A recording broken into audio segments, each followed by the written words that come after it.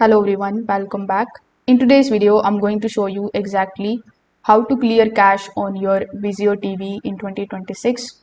Now, first of all, one of the easiest ways for you to clear temporary cache is by performing a soft reset.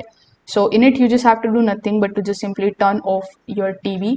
After that, unplug it from the power and wait for about 60 to 90 seconds.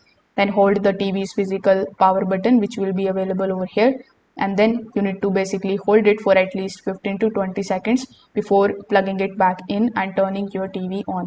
This particular step alone is going to clear the memory and it will also refresh the background processes. Now you can also use the settings in order to do it.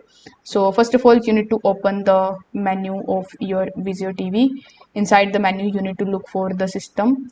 Then when you are inside the system, you just have to go to the reset and admin, and then inside it you are going to see the soft power cycle or the restart TV option. So this safely refreshes the operating system and it is also going to clear the temporary app cache without deleting your settings.